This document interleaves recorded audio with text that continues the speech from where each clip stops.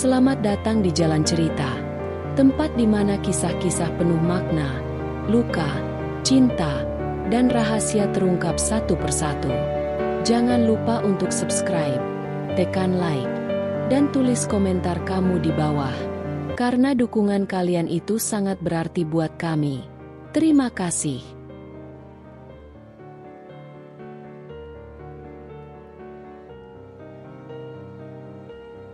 Pembalasan untuk kekejama ibu mertua.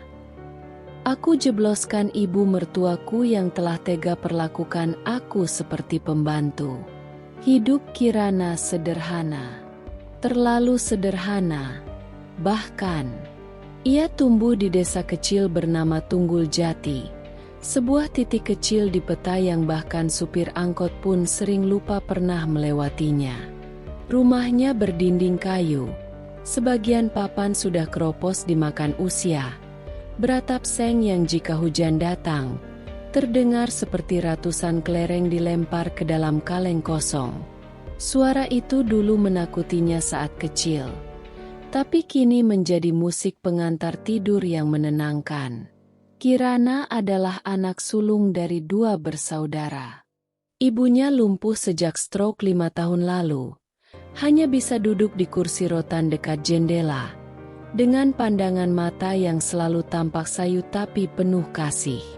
Sementara adik lelakinya, Bima, putus sekolah dan kini membantu tetangga bertani demi sesuap nasi. Ayah mereka sudah lama pergi. Entah kemana. Kirana berhenti menunggu sejak umur 15. Ia tak marah.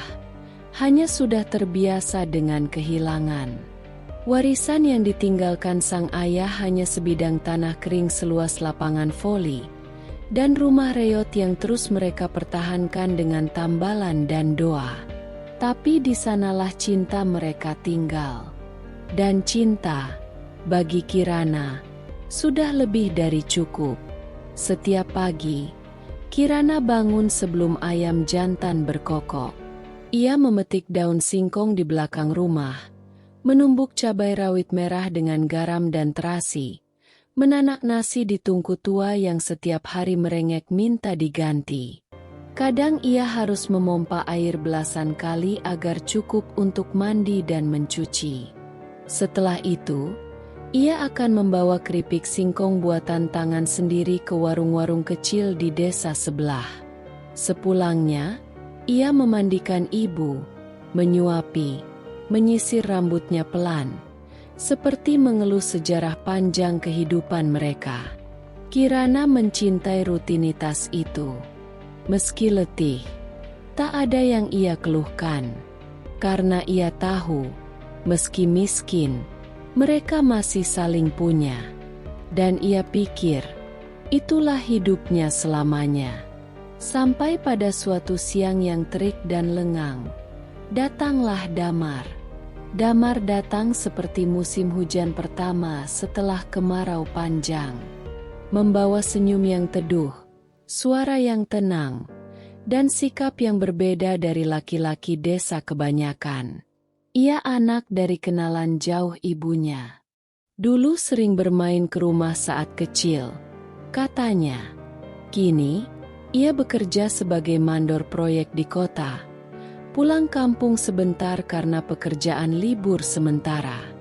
Beberapa kali mereka bertemu di pasar, di sela Kirana menawar cabai, atau ketika ia menjajakan keripiknya dengan senyum malu-malu.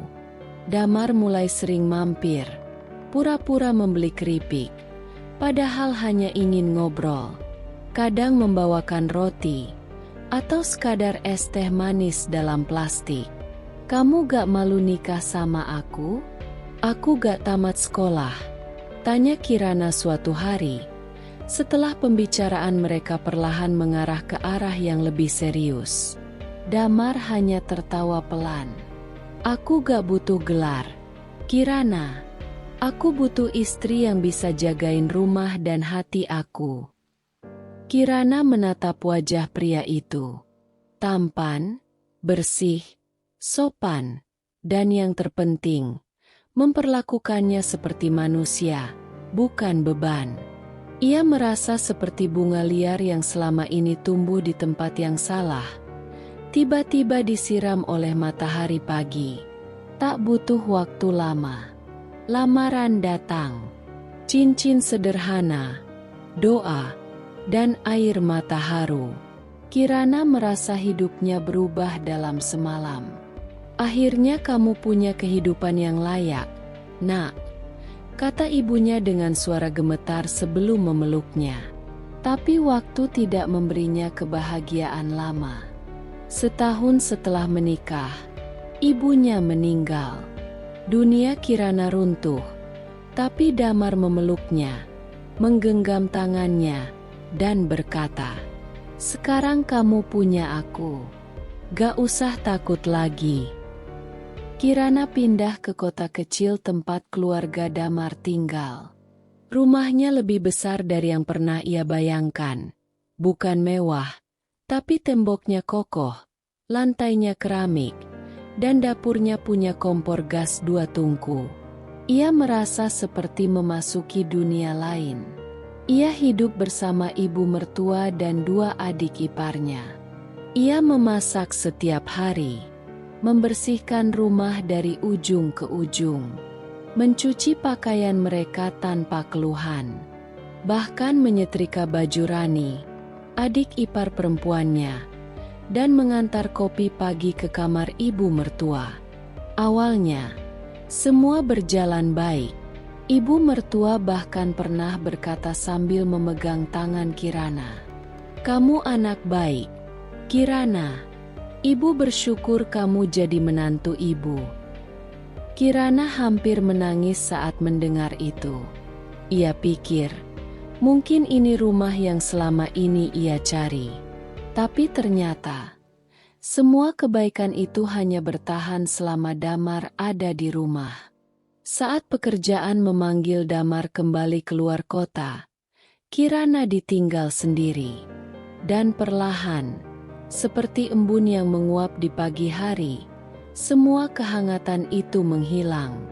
Perlahan, halus, tapi menghancurkan. Hari pertama Damar kembali keluar kota, rumah itu menjadi sunyi. Tapi bukan sunyi yang menenangkan. Sunyi yang membuat Kirana merasa dadanya sesak. Seperti ada yang menunggu di balik pintu. Ia mencoba berpikir positif. Mungkin butuh waktu beradaptasi lagi. Tapi pagi itu, tanda-tanda pertama mulai muncul. Kirana sedang menyapu teras saat suara nyaring menyentaknya dari dalam rumah. "Kirana, air kamar mandi ini kenapa kecil banget alirannya?" Suara ibu mertua terdengar dari dalam kamar mandi. Nadanya tinggi dan tajam, jauh dari kelembutan yang dulu ia kenal. Kirana segera berlari ke kamar mandi dengan tangan masih menggenggam sapu. "Maaf, Bu. Tadi pagi aliran sumurnya sempat kecil. Mungkin." "Banyak alasan. Air aja gak becus diurus. Kamu tuh kerjaannya apa seharian di rumah?" Kirana menunduk. "Maaf, Bu." Tak lama setelah itu, Rani, adik ipar perempuan, ikut menimpali sambil mengecek kuku tangannya yang baru dicat. "Mungkin di kampung air ngalir sendiri, ya? Gak heran dia gak ngerti cara hidup di kota." Tawa kecil menyusul komentar itu. Kirana hanya diam. Jantungnya terasa berat. Baru kemarin Damar memeluknya sebelum pergi, mencium keningnya dan berkata, "Ingat, mereka keluargaku juga. Sayangi mereka seperti kamu sayang ibu, ya?" Ia mencoba. Tuhan tahu, Kirana mencoba. Hari-hari berikutnya berubah menjadi rutinitas yang menyakitkan. Setiap pagi, Kirana bangun paling awal, memasak sarapan, menyiapkan teh, menyapu, mengepel, mencuci baju. Tapi tak ada ucapan terima kasih. Hanya komentar, "Nasi terlalu lembek." Kamu nyapu atau cuma main-main? Kalau gak bisa masak, bilang aja. Jangan bikin kita sakit perut. Bahkan saat Kirana meminjam kompor sebentar untuk merebus air minum sendiri, Rani mendesis pelan. Bisa gak sih gak boros gas? Ini bukan dapur kampungmu. Kirana memendam semuanya dalam diam. Ia menulis daftar belanja, menyiapkan keperluan rumah, mencoba mencatat pengeluaran dengan rapi agar tak disalahkan. Tapi tetap saja, ada yang selalu salah. Suatu malam, saat Kirana hendak istirahat setelah seharian mencuci dan membersihkan kamar mandi, Dika, adik ipar laki-laki, datang membanting pintu dapur. "Hei, baju kerjaku mana? Gak disetrika juga?" Kirana terkejut dan bergegas. "Maaf, Mas Dika. Aku kira besok libur, jadi belum disetrika." "Besok kamu kira aku jadi pengangguran kayak kamu? Jangan ngerepotin orang dong kalau gak bisa bantu." Kirana menggigit bibirnya. Matanya mulai panas. Tapi ia tidak menangis. Ia hanya kembali ke kamar, mengambil setrika, dan mulai menyetrika dengan tangan gemetar. Di malam yang sepi itu, suara detak jarum jam terasa lebih keras dari biasanya. Dan itulah yang paling menyakitkan. Bukan teriakannya, bukan caciannya, tapi keheningan. Tidak ada yang membela. Tidak ada yang peduli. Tidak ada yang mendengar suara Kirana yang pelan meminta maaf pada dirinya sendiri. Setiap malam sebelum tidur, beberapa kali Kirana mencoba menelepon Damar. Tapi sinyal di proyek sering buruk. Jika tersambung pun, suara Damar terdengar lelah. "Sabar ya, sayang. Namanya juga tinggal bareng keluarga. Pasti ada gesekan. Jangan diambil hati. Aku cuma pengen cerita. Nanti ya, aku capek banget. Istirahat dulu, ya." Lalu telepon mati. Dan dunia Kirana kembali sunyi. Hari demi hari, Kirana makin tenggelam dalam rutinitas yang menyiksa. Ia tak lagi bicara banyak, tak tertawa, tak berharap. Kadang ia berdiri di depan cermin, menatap wajahnya yang mulai tirus, kulitnya yang makin gelap karena matahari dan pekerjaan rumah. "Aku masih Kirana?" gumamnya, nyaris tanpa suara. Tapi tidak ada yang menjawab. Karena neraka paling sunyi adalah saat kamu dipaksa tinggal di tempat yang seharusnya disebut rumah. Tapi tak ada satupun jiwa yang menganggapmu manusia. Damar pulang sebulan sekali. Dan setiap kali suara motornya terdengar di depan pagar, rumah itu seolah berubah menjadi panggung teater. Ibu mertua yang biasanya bersuara tajam dan dingin, kini menyambut Damar dengan suara lembut dan wajah penuh senyum. "Nak, kamu kurusan. Ibu udah masakin opor ayam kesukaanmu. Nih, sama sambal goreng hati. Kamu pasti kangen masakan rumah, ya?" Rani dan Dika ikut berubah. Mereka tertawa, bercanda, bahkan menyapa Kirana dengan ramah. "Mbak Kirana, duduk sini. Biar Rani aja yang nyuci malam ini. Mbak kan capek." Kirana hanya mengangguk, tersenyum kecil. Tapi di dalam dirinya, ada sesuatu yang terasa seperti duri ditusuk perlahan ke dalam dada. Ia tahu ini hanya sementara. Hanya seminggu. Setelah Damar kembali ke proyek, panggung akan dibongkar. Kostum akan dilepas. Dan semua kembali ke neraka yang sama. Malam itu, Damar duduk di ruang tengah sambil menyuapkan sesendok opor ke mulutnya. Ia melirik Kirana yang duduk di sampingnya. Wajahnya tampak lelah tapi tetap cantik dalam kesederhanaan. "Enak, sayang?" tanya Kirana, berusaha menjaga senyumnya tetap utuh. "Enak banget. Kamu tambah jago masak, ya?" Damar tersenyum sambil meraih tangan Kirana.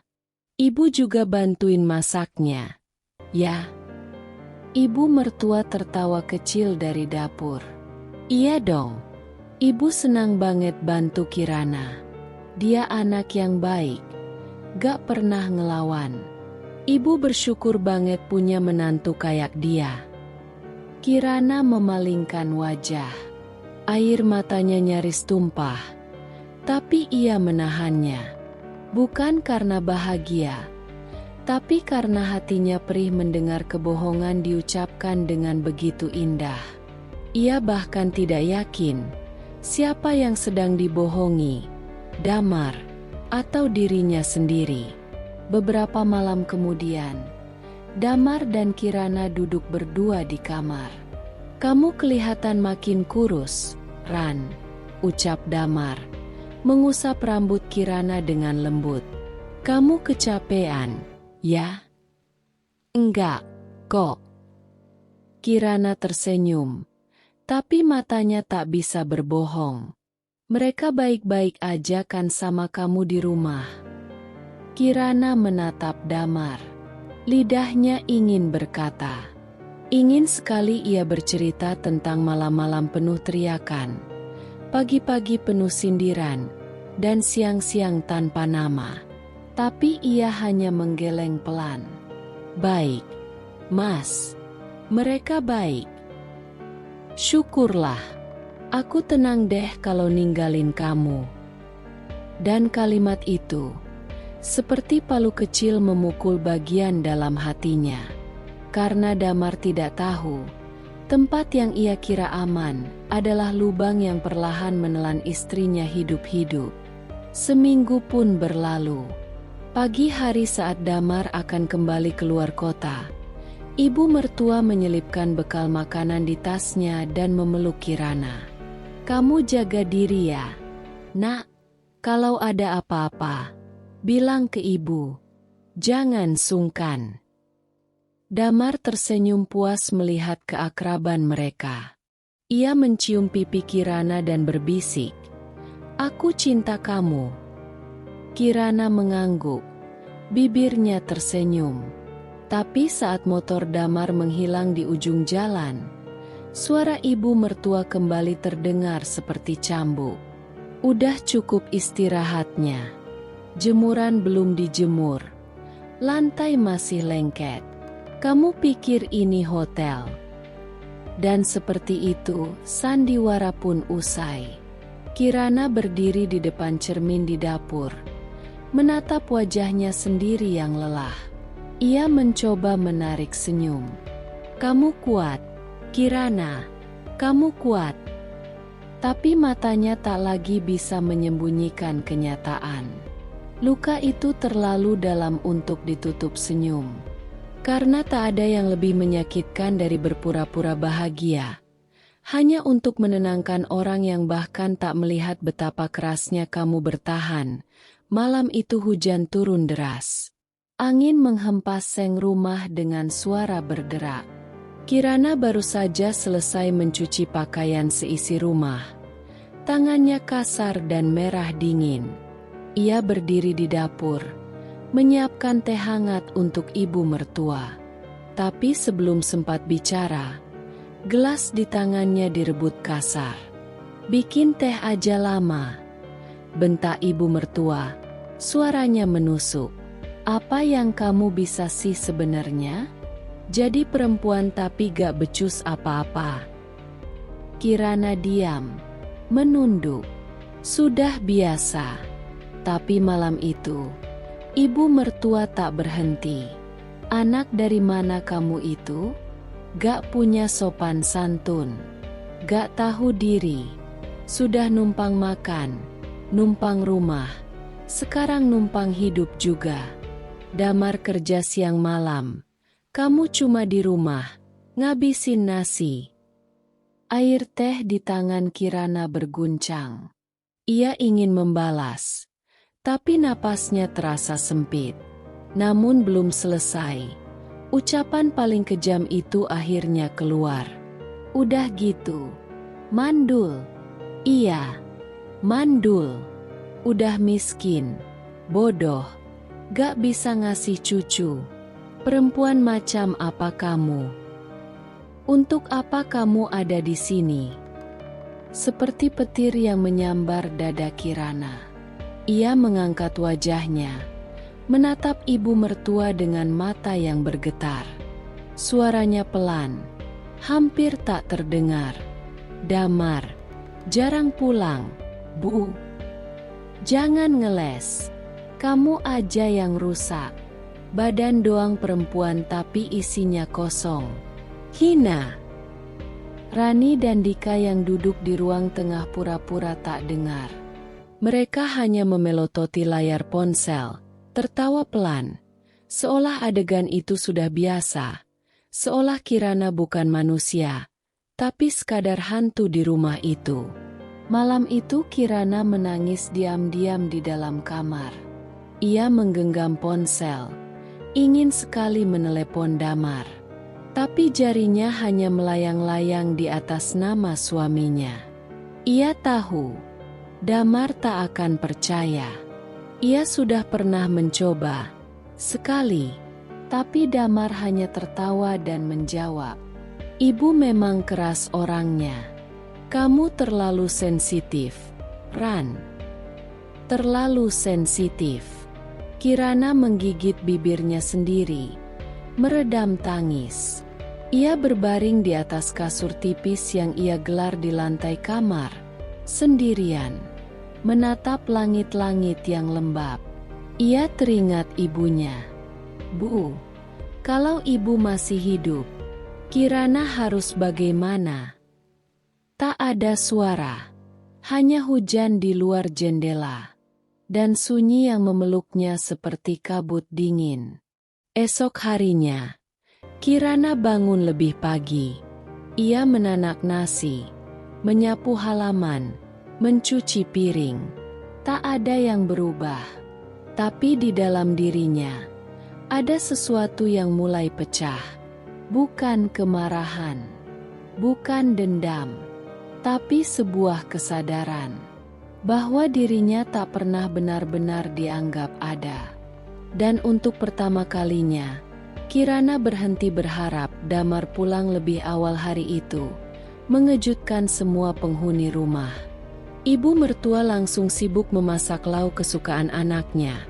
Rani pura-pura membantu di dapur, sementara Dika dengan sok ramah menyalami sang kakak, sesuatu yang tak pernah mereka lakukan saat Kirana sendirian di rumah itu. Kirana menunggu di kamar, berulang kali mengulang kalimat di dalam kepala. Ia tahu ia harus bicara. Ia harus memberitahu Damar. Ia tak bisa terus seperti ini. Malamnya, setelah makan malam keluarga yang penuh senyum palsu dan obrolan basa-basi, Kirana memberanikan diri. Ia menyusul Damar ke kamar dan menutup pintu pelan. "Mas, Kirana mau bicara sebentar." Damar sedang memainkan ponselnya. Ia mengangguk tanpa menoleh. "Iya, kenapa?" Kirana menggenggam ujung baju tidurnya, mencoba menata kata-kata. "Selama Mas di luar kota, Ibu sering bilang hal-hal yang menyakitkan. Bilang aku beban, mandul, gak berguna. Kadang, aku disuruh bersihin rumah sendirian dari pagi sampai malam. Aku gak pernah ngeluh, Mas. Tapi, Kirana capek." Damar akhirnya menoleh. Tapi bukan dengan wajah prihatin seperti yang Kirana harapkan. Justru sebaliknya, Damar malah tertawa kecil. Seperti baru mendengar lelucon ringan. "Ya ampun, Ran. Ibuku emang cerewet dari dulu. Kamu aja kali yang terlalu sensi. Jangan lebay. Ah. Kirana terdiam. Lagi pula kamu di rumah juga ngapain sih? Ya bantu-bantu itu hal biasalah. Namanya juga istri. Tapi Mas, aku ngerasa gak dianggap. Bahkan kayak cuma pembantu. Ya jangan ngerasa gitu dong. Kamu tuh mikirnya kelewatan. Ibu cuma ngomel-ngomel sedikit. Udah baper. Kalimat itu menusuk jauh ke dalam dada Kirana. Ia mengangguk pelan.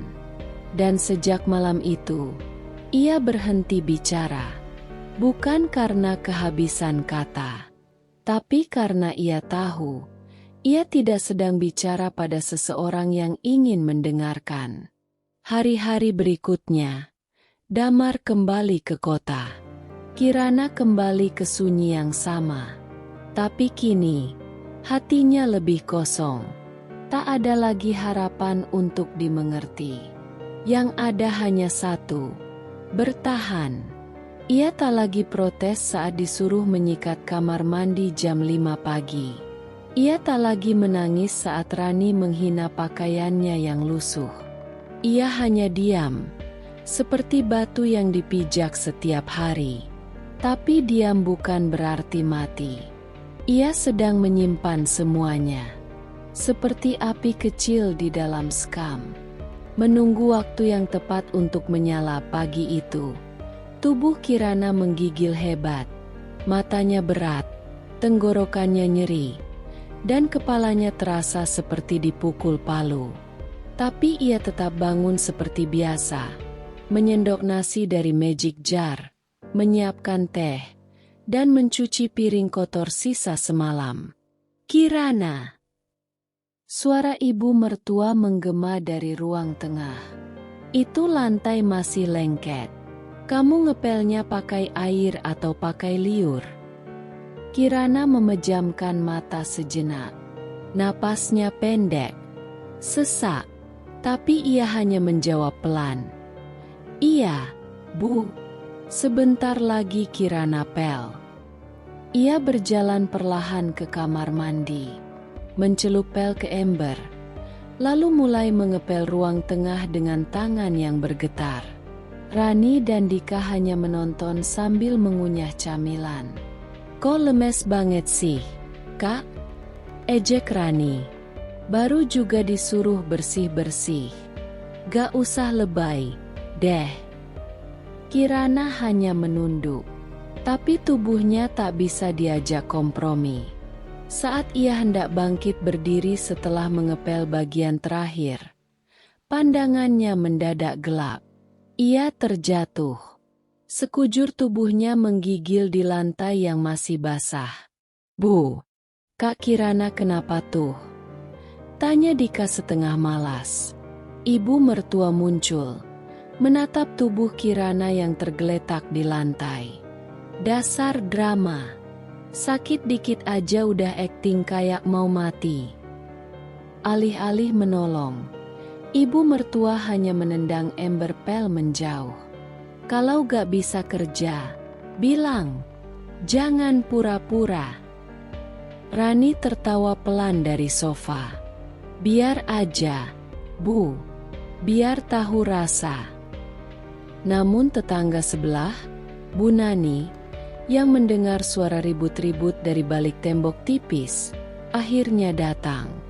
Melihat Kirana yang pingsan dan basah kuyup, ia langsung panik. Astagfirullah. Kirana, nak. Bu Nani masuk tanpa permisi. Melangkah cepat ke arah Kirana, lalu memeriksa nadinya. Bu, ini anak udah demam tinggi. Harus ke dokter. Gimana sih? Kenapa dibiarkan kayak gini? Ibu mertua hanya mengangkat bahu. Anak itu emang manja. Bu Nani, sakit dikit aja kayak gitu. Manja apanya?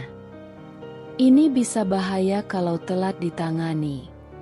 Bentak Bu Nani geram. Dengan bantuan suaminya, Pak Edi, Bu Nani membawa Kirana ke klinik terdekat. Sementara di rumah, tak satu pun anggota keluarga Damar yang merasa kehilangan. 2 hari kemudian, Kirana pulang sendiri dari klinik dengan tubuh yang masih lemah. Ia masuk rumah tanpa disambut siapapun. Tak ada satu gelas air pun yang disiapkan. Tak ada pertanyaan. Rani hanya melirik sebentar dari balik layar ponsel. Wah, masih hidup. Kirana tak menjawab. Ia hanya masuk ke kamar, menutup pintu, dan duduk di atas kasur tipisnya.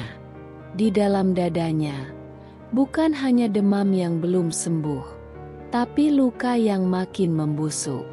Ia sadar, rumah ini bukan rumah. Ini penjara tanpa jeruji. Dan ia, tahanan yang bahkan tak dihitung sebagai manusia. Subuh masih basah oleh embun. Jam dinding baru menunjuk pukul 4.15 ketika Kirana menyelinap keluar dari rumah, mengenakan jaket lusuh dan sandal jepit. Di tangannya, sebuah tas kain berisi buku catatan, meteran, dan sebungkus nasi bungkus sisa malam tadi. Ia berjalan kaki sejauh hampir 2 kilometer menuju balai desa kecil yang letaknya di dekat pasar. Di sana, Bu Nani, tetangganya yang pernah menyelamatkan Kirana saat pingsan, menyambutnya dengan senyum hangat. Kirana, kamu datang lagi, ya? Semangat kamu luar biasa, Nak. Saya harus belajar, Bu. Biar bisa kerja, biar bisa pergi dari sana. Pelatihan menjahit itu diadakan oleh sebuah lembaga sosial. Gratis, dikhususkan bagi perempuan yang tidak punya penghasilan tetap. Disinilah, Kirana mulai menemukan dunia kecil di luar penderitaan rumah tangganya. Tangannya yang biasa hanya mencuci dan mengupas bawang, kini belajar mengukur, memotong pola, menginjak pedal mesin jahit. Awalnya canggung, benangnya sering kusut, hasil jahitannya miring. Tapi ia tidak menyerah. Hari demi hari, ia belajar lebih cepat daripada yang lain. Bu, boleh saya bawa kain perca pulang? Saya mau latihan malam nanti. Tentu boleh, Kirana. Semangatmu ini langka. Loh.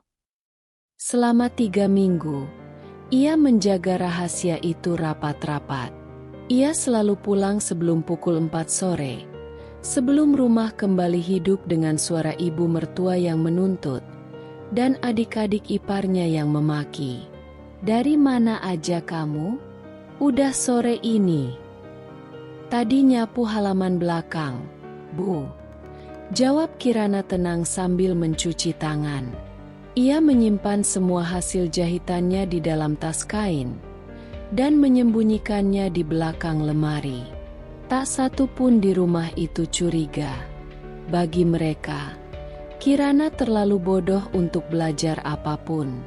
Namun setiap malam, Kirana membuka buku catatannya diam-diam, menggambar pola, mencatat ukuran, bahkan memberi nama pada hasil karyanya. Nanti, kalau aku sudah bisa buka usaha kecil, aku akan beri nama Kirana Crafts. Bisiknya sambil menatap bayangan langit malam dari jendela kamarnya. Di tempat pelatihan, ia mulai dikenal karena ketekunannya. Bahkan ada satu peserta lain yang diam-diam menyemangatinya. Kamu tuh hebat, Ran. Padahal hidupmu, aku tahu, gak mudah. Kirana tersenyum lirih. Aku gak mau selamanya jadi korban. 3 bulan telah berlalu sejak Kirana mulai mengikuti pelatihan menjahit. Kini, ia sudah mampu menerima pesanan kecil dari tetangga sekitar. Mulai dari daster rumahan, sarung bantal, sampai tas kain sederhana. Ia menerima upah 20.000, 50.000, kadang 100.000 jika pelanggan puas. Uangnya tak banyak, tapi bagi Kirana, setiap lembar ribuan yang ia lipat rapi dan selipkan di bawah kasur adalah tanda bahwa ia masih hidup, masih bisa berjuang. Di balik kasur tipis yang biasa ia tiduri, tersembunyi satu kantong plastik bening. Di dalamnya, uang lembaran yang ia kumpulkan diam-diam, bersama mimpi yang tak pernah ia suarakan. Sedikit lagi, aku bisa beli mesin jahit bekas, atau kontrak kamar kecil, siapa tahu. Namun bukan cuma soal uang. Ia juga diam-diam belajar dari anak tetangga, Dita, siswi SMA yang sering main ke rumah Bu Nani. Kak Kirana mau belajar internet? Aku ajarin. Tapi sabar ya, HP-nya lemot banget. Gak apa-apa, Dit. Asal bisa tahu cara pasang foto barang jualan aja. Dari Dita, Kirana belajar membuka akun media sosial. Ia memotret hasil jahitannya, meski hanya dengan kamera buram dari ponsel jadul. Ia belajar menulis caption, mengatur harga, dan menjawab pesan pelanggan. Kak, coba tulis gini, daster adem, jahit rapi, bisa request motif. Langsung DM, ya ah. Aduh, kayak terlalu percaya diri. Enggak, kakak harus jual diri kakak, maksudnya, hasil jahitannya. Hehe. Kirana tertawa. Tawa yang lama tak keluar dari mulutnya. Setiap malam, ia membalas chat dari pelanggan diam-diam. Di balik pintu kamar, hanya diterangi lampu belajar kecil. Tapi rahasia, tak selamanya aman. Suatu sore, adik iparnya yang paling usil, Laras, masuk ke kamar saat Kirana sedang di kamar mandi. Ia mengangkat kasur saat mencari kunci yang jatuh, dan menemukan kantong plastik berisi uang. Woi, ibu, lihat nih. Si Kirana nyimpen duit sendiri. Pasti dari jualan di belakang kita. Ih, dasar licik. Teriakan itu mengguncang seluruh rumah. Kirana yang masih mengenakan handuk basah, keluar dengan jantung berdebar. Di ruang tengah, ibu mertuanya berdiri dengan wajah merah padam, sambil mengacung-acungkan kantong uang itu. Ini dari mana? Hah? Kamu nyolong? Kamu pikir bisa hidup seenaknya di rumah ini? Apa kamu kerja jadi pelacur? Enggak, Bu. Saya jahit. Saya terima pesanan kecil-kecilan. Saya nggak ngapa-ngapain. Tanpa izin saya, kamu ngumpet-ngumpet jualan. Mau buka usaha sendiri, ninggalin anak saya, ya? Dasar gak tahu diri. Miskin, numpang, tapi besar kepala. Kirana berdiri diam. Tangannya mengepal. Matanya mulai basah. Tapi ia menahan air mata. Saya cuma nyari napas. Bu, bukan kabur. Saya cuma gak mau mati pelan-pelan di rumah ini. Keluar. Kalau kamu merasa rumah ini penjara, keluar aja sekarang. Dasar perempuan durhaka. Malam itu, Kirana tak tidur. Ia duduk di pojok kamarnya, menggenggam uang yang sudah diremas dan dilempar-lempar. Semua hasil jerih payahnya kini terancam dirampas. Tapi ia tahu, satu hal yang tidak bisa diambil dari dirinya, keberaniannya. Dan keberanian itu sedang tumbuh liar. Hari itu, Kirana baru saja menyelesaikan jahitan terakhir untuk pelanggan tetapnya, ibu warung dekat pasar. Ia menerima upah 50.000, diselipkan ke dalam kantong bajunya karena buru-buru pulang sebelum maghrib. Setibanya di rumah, ia langsung menyiapkan makan malam. Menanak nasi, menggoreng tempe, dan menumis kangkung sisa dari dapur. Semua dilakukan tanpa suara, tanpa keluhan, seperti biasanya. Namun sore itu, badai datang tanpa aba-aba. Ibu mertua masuk ke dapur dengan langkah keras. Di tangannya, selembar uang 50.000 yang sudah kusut. "Ini, dari mana?" Kirana yang sedang membalik tempe, menoleh pelan. Ia tahu, ini akan datang. Tapi tak menduga secepat ini. "Saya habis nganter jahitan." "Jahitan? Jahitan? Hah? Sudah berapa lama kamu sembunyi-sembunyi kayak maling di rumah ini? Hah? Mau jadi kaya sendiri? Kamu pikir kamu siapa?" Laras dan Tika, dua adik ipar Kirana, ikut berdiri di ambang pintu dapur. Menonton seperti sedang menikmati pertunjukan. Bisa jadi, Bu, dia emang udah biasa miskin. Jadi liciknya udah mendarah daging.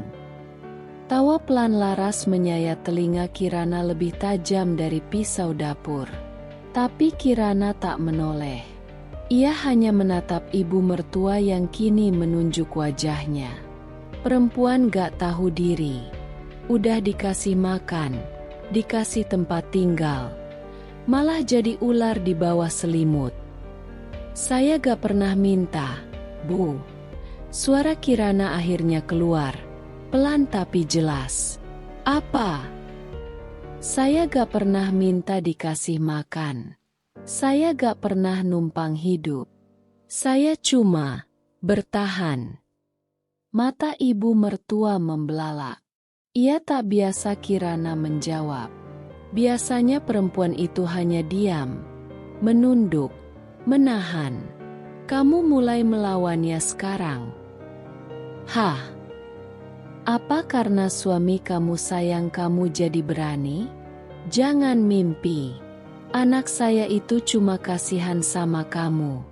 Kalau kamu bukan istri sah, udah saya tendang dari dulu." Kirana menatap mata wanita tua itu. Tatapannya tak lagi kosong, tak lagi pasrah. Ada sesuatu yang menyala di sana, dingin dan tegas.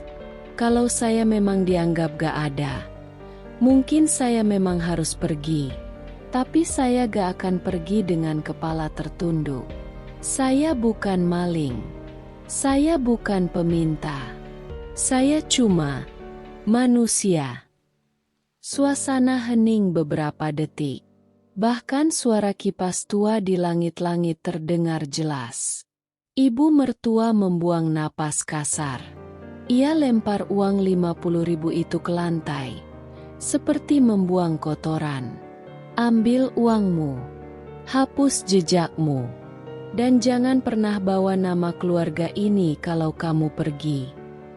Kirana memungut uang itu tanpa bicara. Ia lipat dengan hati-hati, seperti menyimpan kehormatan terakhir yang ia punya. Malam itu, ia tidak menangis. Ia menatap langit-langit kamar sambil menggenggam uang itu erat. Di luar, hujan mulai turun perlahan. Tapi di dalam dirinya, badai sudah reda. Yang tersisa hanyalah satu hal. Kesadaran bahwa ia tak akan tinggal lebih lama di tempat yang tak lagi menyisakan cinta. Malam itu, setelah semua lampu rumah padam dan suara TV dari kamar adik iparnya meredup, Kirana menyalakan ponsel kecil warisan ibunya. Model lama yang hanya bisa untuk SMS dan telepon. Ia mengecek pesan dari sahabatnya, Rani, yang bekerja sebagai kasir minimarket di kota tempat Damar bekerja. "Ran, aku lihat suamimu. Dia sama cewek. Pegangan tangan. Duduk di kafe. Mesra banget. Maaf ya, tapi aku pikir kamu harus tahu. Terlampir satu foto buram, hasil jepretan diam-diam dari kejauhan. Meskipun kualitasnya rendah, Kirana bisa melihat dengan jelas. Damar. Senyum itu, postur itu, kemeja abu kesukaannya. Dan di sebelahnya, seorang perempuan muda berambut lurus sebahu, mengenakan baju lengan pendek yang tampak terlalu mahal untuk sekadar nongkrong sore. Jari-jari Kirana gemetar, tapi wajahnya tenang. Terlalu tenang. Ia duduk bersila di lantai kamar, menatap foto itu lama sekali. Hening. Tak ada air mata. Hanya napas panjang dan gemuruh tak bersuara yang menampar kesadarannya. Jadi ini alasan kenapa kau tak pernah peduli, gumamnya lirih. Kirana tidak membalas pesan Rani malam itu. Ia hanya menyimpan foto itu ke memori ponsel, lalu memindahkannya ke flash disk kecil yang biasa ia pakai untuk file jahitan. Ia tahu, amarahnya bisa meledak sekarang. Ia bisa menelepon Damar malam ini juga, memaki, menuntut, meluapkan semua rasa kecewa dan hancur. Tapi ia tidak melakukannya. Terlalu mudah, bisiknya sambil menatap cermin kecil di dinding. Pantulan wajahnya kini terasa asing, lebih keras. Kirana duduk lama di ujung ranjang, memeluk lutut. Dalam diamnya, ia merencanakan. Ia tak akan menghadapi ini dengan amarah mentah. Ia akan menunggu. Akan menyimpan kartu ini untuk nanti, saat waktu yang tepat datang. Karena jika ia hanya membalas dengan tangis dan teriakan, ia akan dianggap lemah. Tapi jika ia diam dan menyusun langkah, ia akan jadi sesuatu yang tak pernah mereka duga. Sesuatu yang tak bisa dihancurkan lagi. Hari itu, hujan turun tipis seperti bisikan rahasia langit. Kirana baru saja selesai menyelesaikan 2 pesanan gamis sederhana dari tetangga desa sebelah. Tangannya pegal, matanya lelah, tapi hatinya mulai punya sesuatu yang dulu tak pernah ia punya. Harapan. Di ruang kecil tempat pelatihan jahit itu, Bu Sri, pelatih yang sudah seperti ibu angkat baginya, menyodorkan secari kertas berstempel resmi. Kirana, kamu mau nggak ikut pelatihan lanjutan di kota? Ada beasiswa dari yayasan sosial. Semua ditanggung, tinggal kamu niat. Kirana menatap surat itu.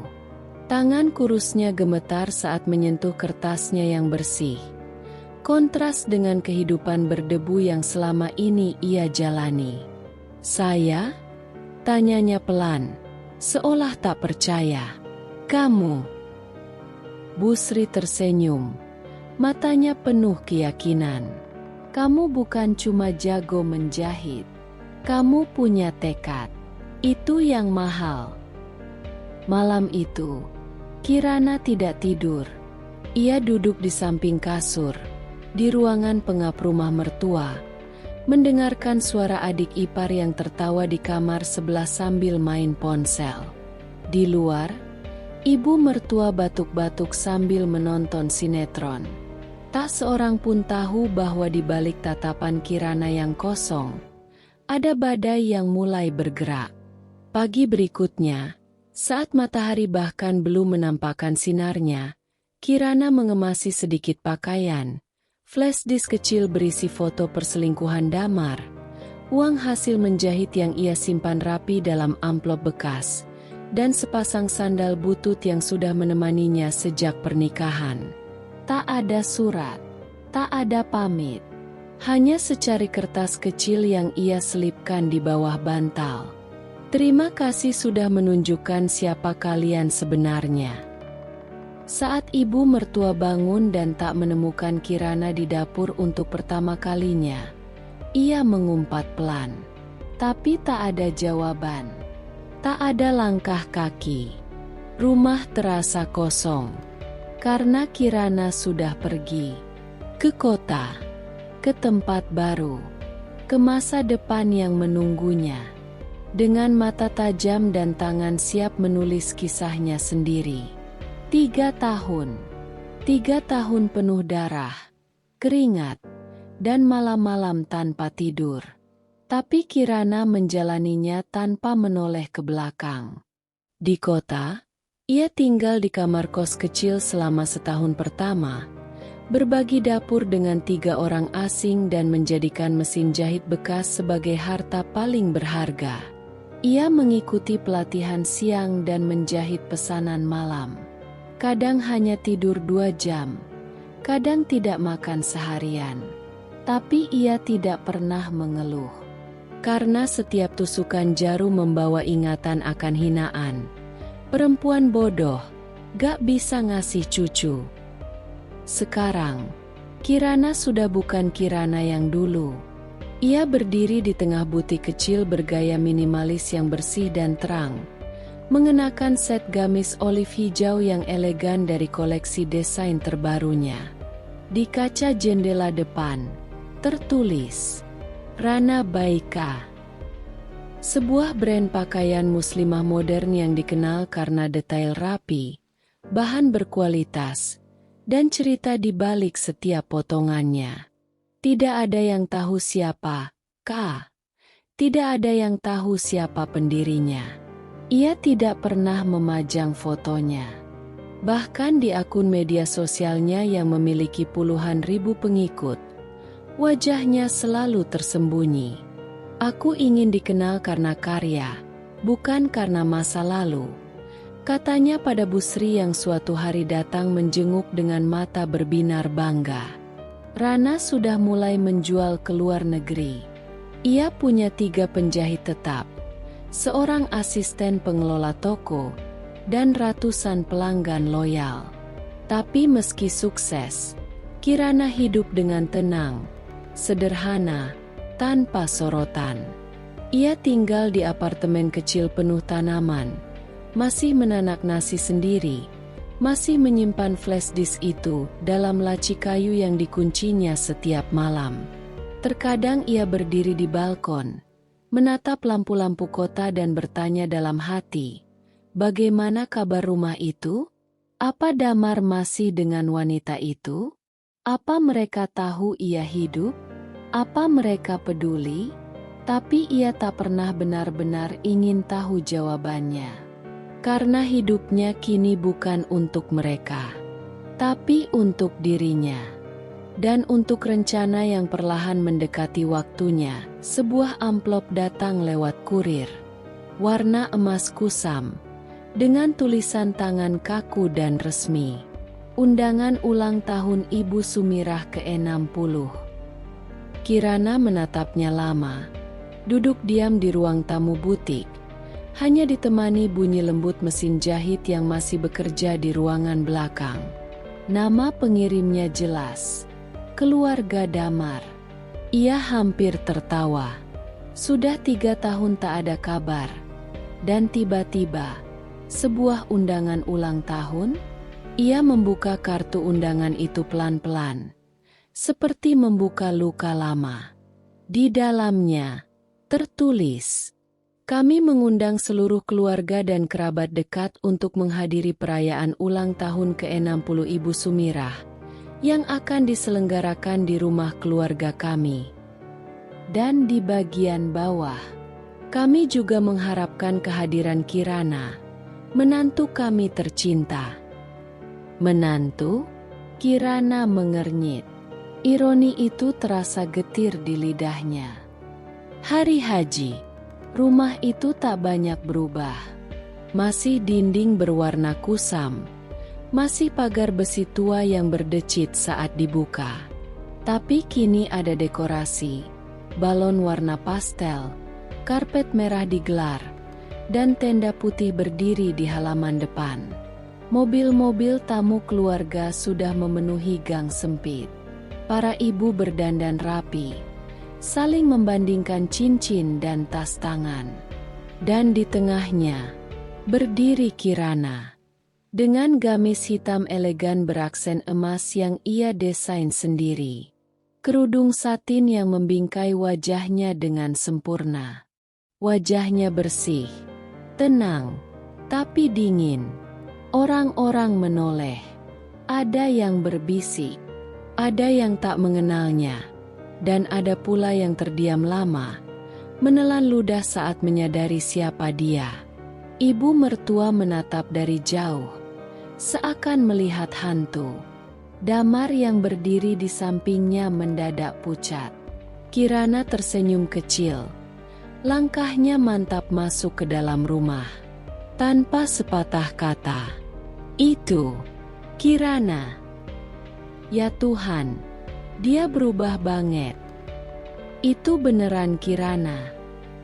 Loh, dia gak pamit. Pergi gitu aja. Kok sekarang malah... Bisikan dan gumaman bergema di sepanjang ruangan. Tapi Kirana hanya berjalan menuju meja kue, meletakkan kotak kecil berisi kado, sebuah skarf sutra hitam dengan bordir tulisan halus. Untukmu, Ibu. Tak ada pelukan, tak ada salam. Saat Ibu Sumirah mencoba tersenyum dan berkata kaku, "Kirana, lama gak ketemu?" Kirana hanya menjawab pelan, tapi cukup jelas. Ternyata umur bisa bertambah, walau hati tidak ikut tumbuh. Ia lalu berbalik, melangkah pergi tanpa menunggu pesta dimulai. Acara ulang tahun itu tak pernah sama lagi setelahnya. Dan malam itu, Kirana tahu, ia sudah mulai membalik lembaran yang akan membawa badai sesungguhnya. Kirana baru saja meletakkan kotak kado di meja, hendak berbalik meninggalkan ruangan ketika suara cempreng yang sangat ia kenal memecah udara. Nah, ini dia, menantu gagal itu akhirnya datang juga.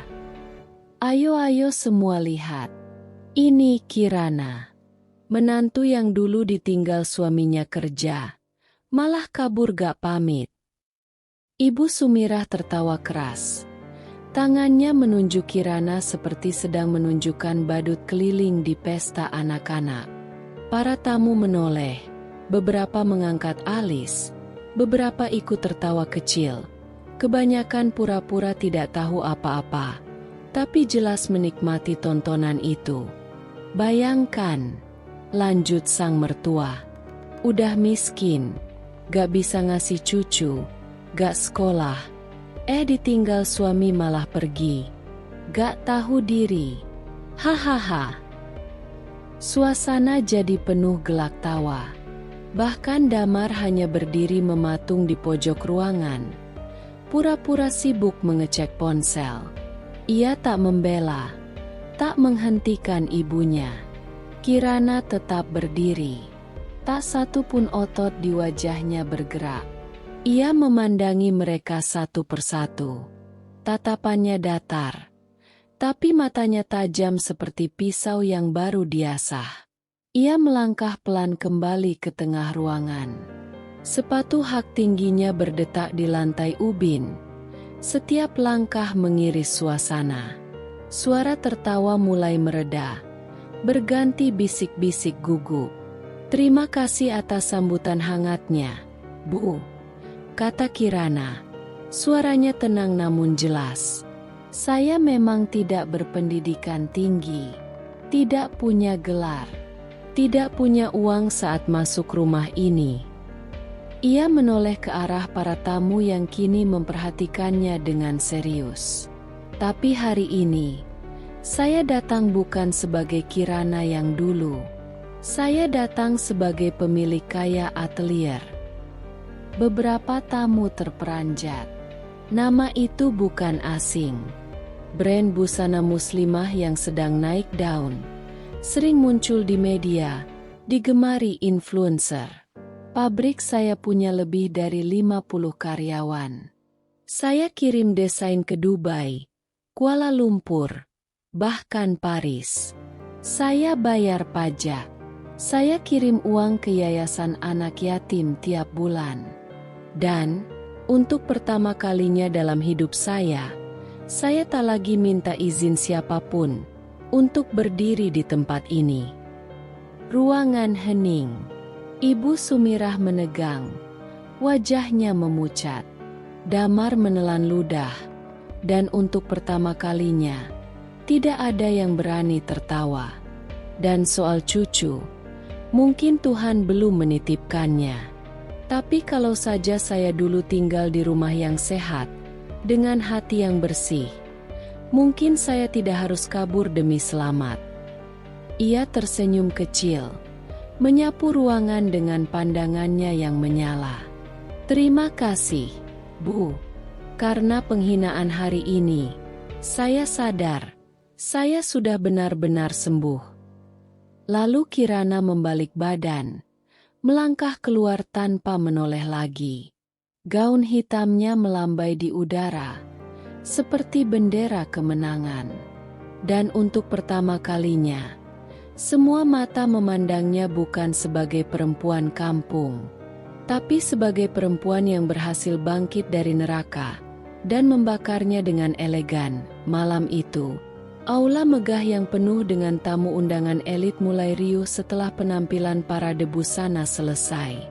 Musik lembut mengalun. Lampu sorot mengarah ke panggung utama. Seorang MC berjalan ke tengah podium, memegang mic dengan senyum cerah. Hadirin sekalian, malam ini kita akan kedatangan sosok misterius di balik brand Kaya Atelier. Ya, beliau tak pernah tampil di media, tapi karya-karyanya telah menginspirasi banyak perempuan Indonesia. Beberapa tamu berbisik penasaran. Beberapa menoleh ke kiri dan kanan, mencari siapa yang akan naik panggung. Izinkan kami memperkenalkan pendiri, desainer, dan direktur utama Kaya Atelier, Kirana. Lampu sorot bergerak, dan dari sisi panggung, Kirana melangkah pelan. Anggun, matanya menyapu ruangan, dan ia tahu, di barisan ketiga dari depan, duduk Damar, bersama ibu dan adik-adiknya. Wajah mereka membeku, terpaku. Gaun Kirana malam itu berwarna biru malam, elegan dan bersahaja, dengan sentuhan rendah di leher dan pinggang. Rambutnya ditata rapi, bibirnya merah lembut. Ia bukan lagi Kirana yang dulu menggendong ember cucian di belakang rumah. Ia adalah sosok yang bahkan kamera pun mengejar.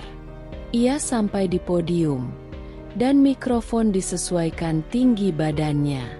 Terima kasih atas undangan dan kesempatan ini, ujarnya lembut namun tegas. Saya Kirana. Dulu, saya tinggal di rumah reot di desa kecil.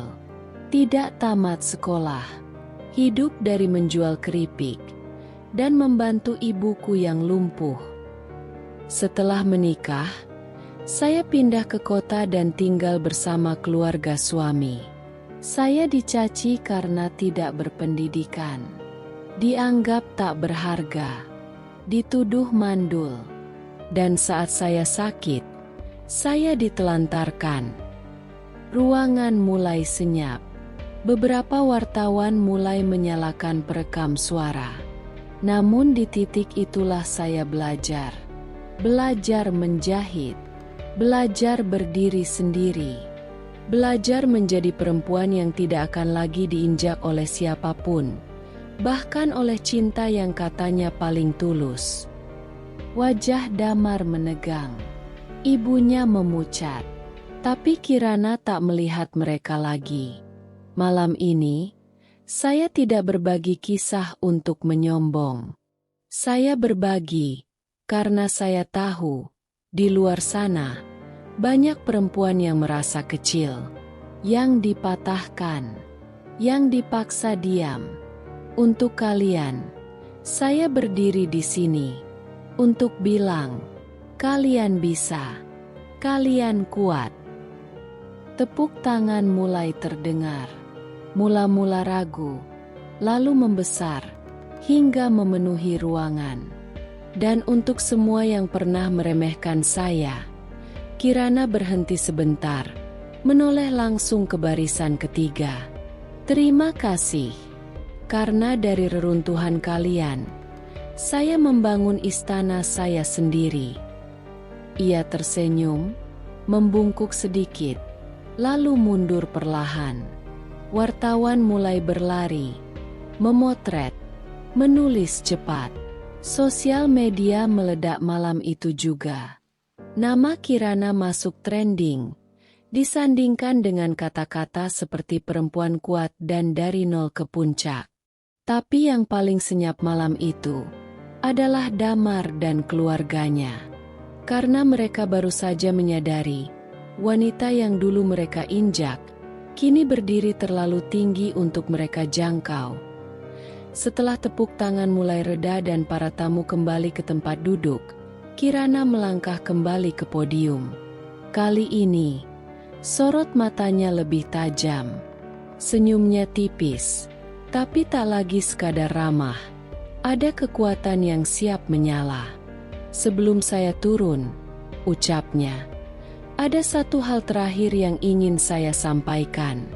Ini bukan untuk sensasi, tapi untuk menyelesaikan cerita saya.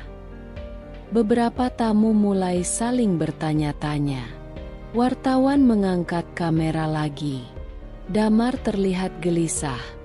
Matanya menatap Kirana dengan campuran panik dan marah. Kirana mengangkat tangan, memberi isyarat ke panitia acara.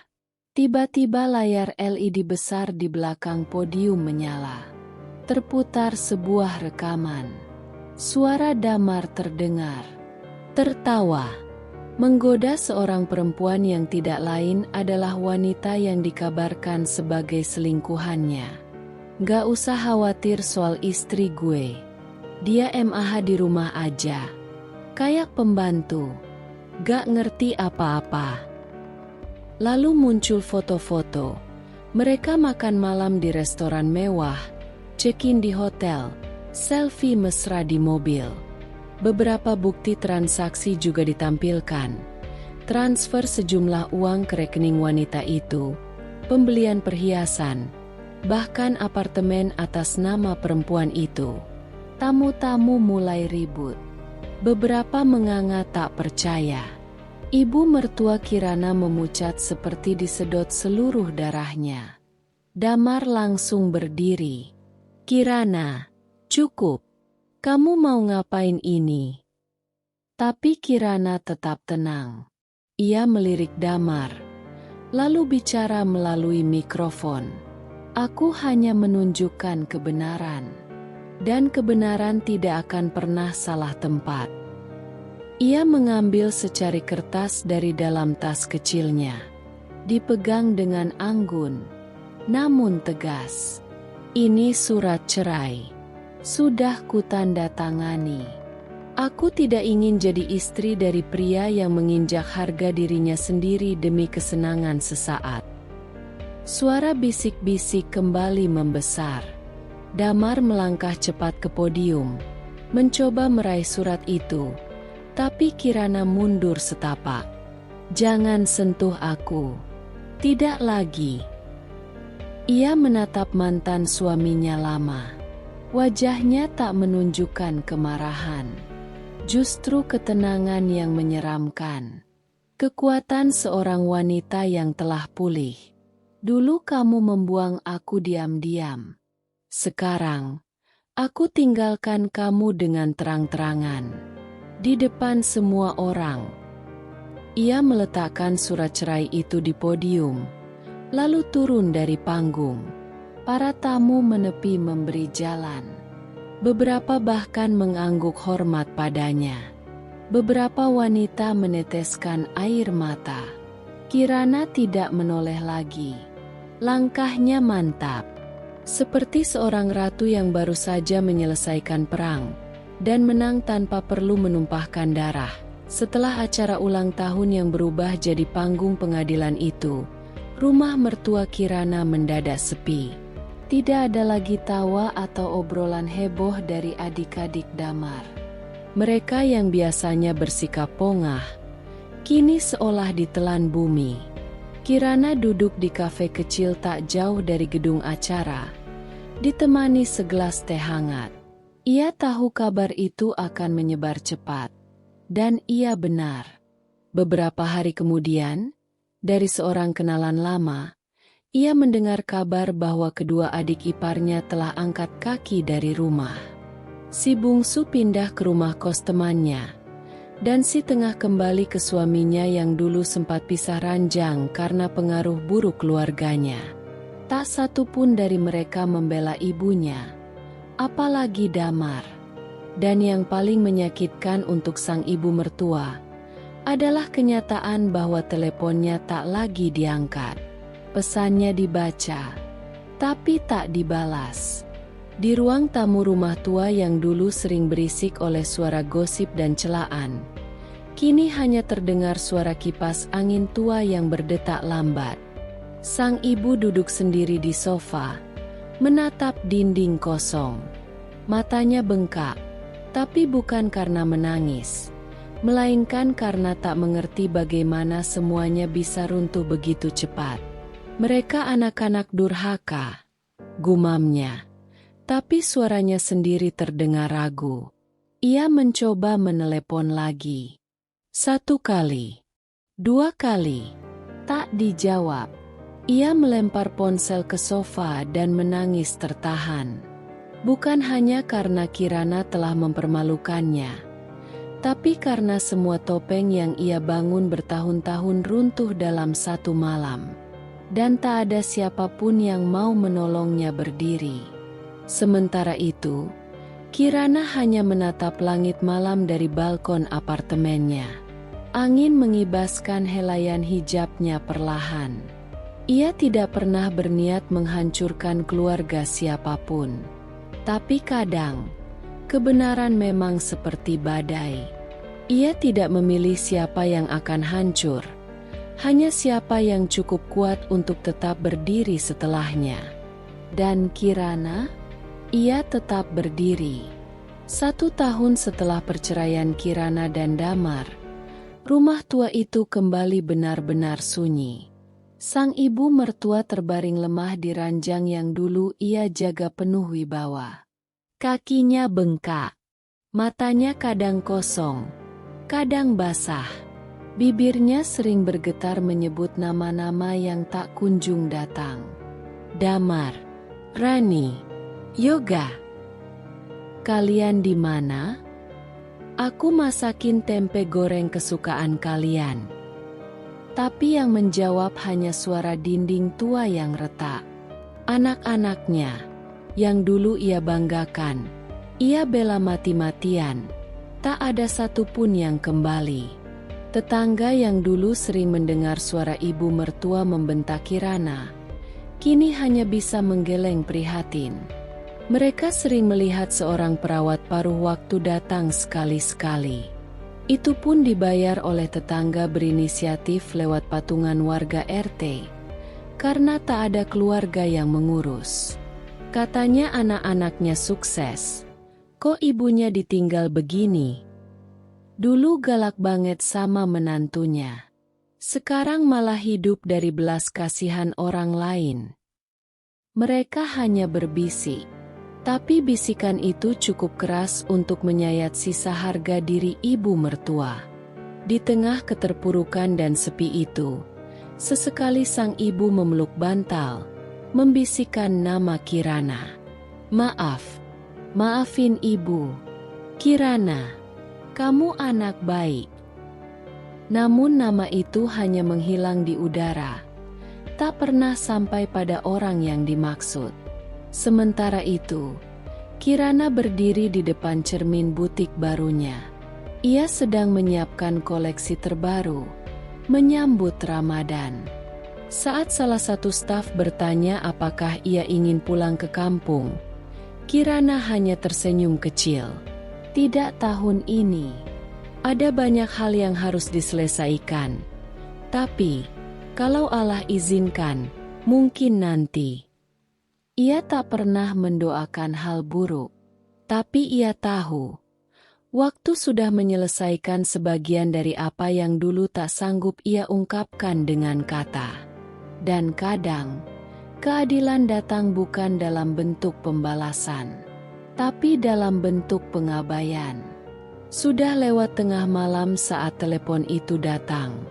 "Kirana, ini Pak Lurah. Maaf mengganggu. Ini soal Bu Lastri, ibu mertua kamu dulu. Beliau ditemukan warga pingsan di dapur rumahnya. Tak ada keluarga yang bisa dihubungi. Hanya kamu yang nomornya masih tersimpan." Kirana terdiam. Hatinya seolah tertimpa batu besar. Mata Kirana menatap kosong ke layar ponsel yang memudar, memantulkan wajahnya sendiri. Wajah perempuan yang pernah diremehkan, dilukai, ditinggalkan, tapi juga wajah yang telah bangkit dari tanah, membangun hidup dari reruntuhan. Ia tahu, ini bukan tentang perasaan, ini soal pilihan. Keesokan harinya, Kirana datang ke rumah tua itu. Rumah yang dulu menjadi saksi bagaimana ia dipaksa mencuci piring dalam keadaan demam, dimaki karena dianggap mandul, dituduh mencuri selembar uang. Tapi kini rumah itu berbau apek, penuh debu, dan sunyi seperti kuburan. Bu Lastri terbaring di ruang tengah, diselimuti sarung usang. Matanya terbuka, tapi tidak mengenali Kirana. Ia hanya berbisik pelan, "Air, Kirana, kamu anak baik." Hati Kirana bergetar. Ia tak menangis, hanya menghela napas panjang. Lalu ia menoleh ke petugas desa yang menemaninya. "Bantu saya urus semua administrasi. Saya akan bawa beliau ke tempat yang lebih layak." Beberapa hari kemudian, Bu Lastri telah berpindah ke panti jompo terbaik di kota. Kamarnya bersih, harum, ada bunga segar di meja kecil, dan perawat yang berganti shift setiap 6 jam. Semua biayanya ditanggung oleh Kirana. Bukan karena ia masih punya cinta, tapi karena ia punya hati yang masih mengenal kata manusia. Sore itu, Kirana berdiri di luar kamar. Ia mengintip dari balik kaca. Bu Lastri sedang tersenyum sendiri sambil memainkan boneka kain. Matanya sudah sayu, tubuhnya semakin ringkih, tapi wajahnya terlihat damai. Perawat menghampiri Kirana. "Ibu ini sering menyebut nama Ibu Kirana. Loh," katanya, "dia punya menantu yang paling baik sedunia. Tapi entah siapa. Dia bilang menantunya sudah lama hilang." Kirana hanya menunduk. Suaranya pelan, nyaris seperti doa. "Kalau bisa, jangan bilang siapa saya. Biar dia tenang dengan versinya." Ia pergi tanpa pamit. Tapi kali ini bukan karena diusir, melainkan karena ia sudah tak ingin tinggal di tempat yang membuatnya lupa bahwa ia layak bahagia. Suatu sore, saat matahari menggantung redup di ufuk barat, Kirana datang ke panti jompo dengan membawa setangkai bunga kamboja putih dan sehelai syal rajut tangan sendiri.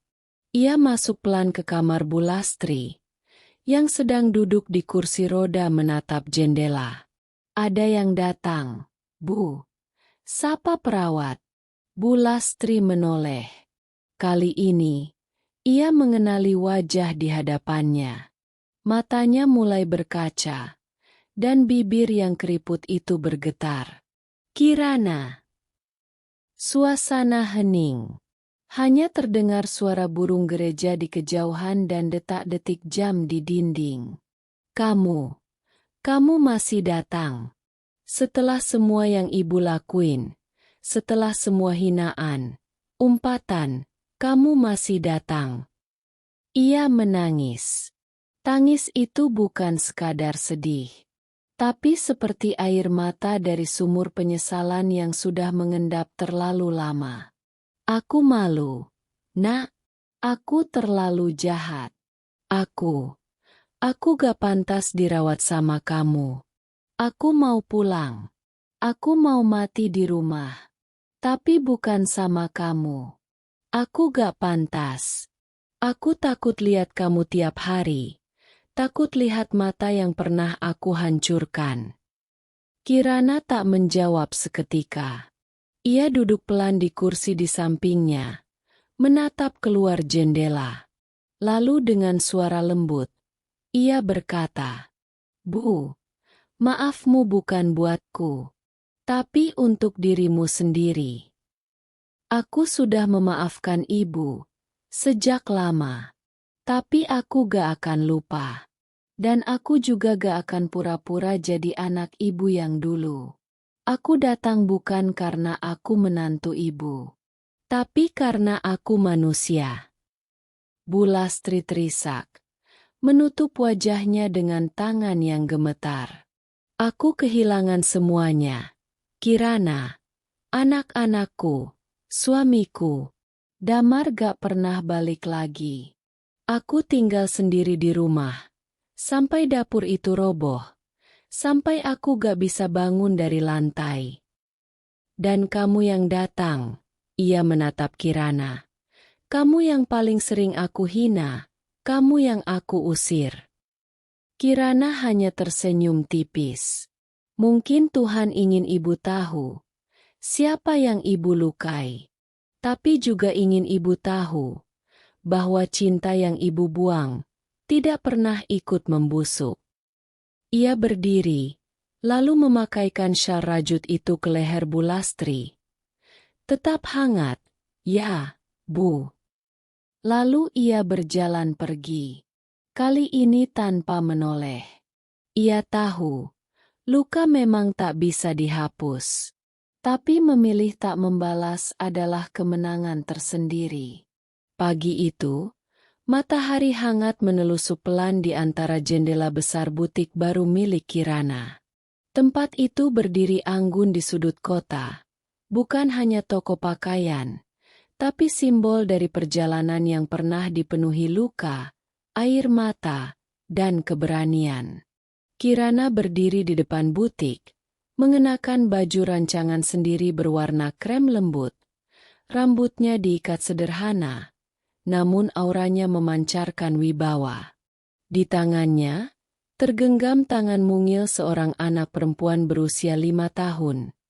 Anak angkat yang ia selamatkan dari panti asuhan kecil di desa tempat ia dibesarkan. Anak itu menatap Kirana dan bertanya polos, "Bunda, kenapa kita kasih nama butik ini Rumah Kirana?" Kirana tersenyum. "Karena dulu Bunda gak punya rumah yang bisa buat Bunda nyaman. Sekarang Bunda bikin sendiri. Buat Bunda, buat kamu, buat semua perempuan yang pernah ngerasa dibuang." Ia menunduk, mengecup kening anak itu dengan lembut. Di depannya, butik itu memiliki jendela kaca besar yang menghadap langsung ke jalan. Di dalamnya, desain busana muslimah terpajang rapi, dengan kain-kain hangat dan tulisan kecil di sudut ruangan. Kekuatan tak selalu berteriak. Kadang ia menjahit dalam diam. Lalu Kirana mendongak, menatap langit. "Dulu, aku cuma gadis yang numpang hidup. Sekarang, aku tuan rumah dari hidupku sendiri. Tak ada lagi air mata. Tak ada lagi luka yang belum sembuh. Yang ada hanya kedamaian dan cahaya."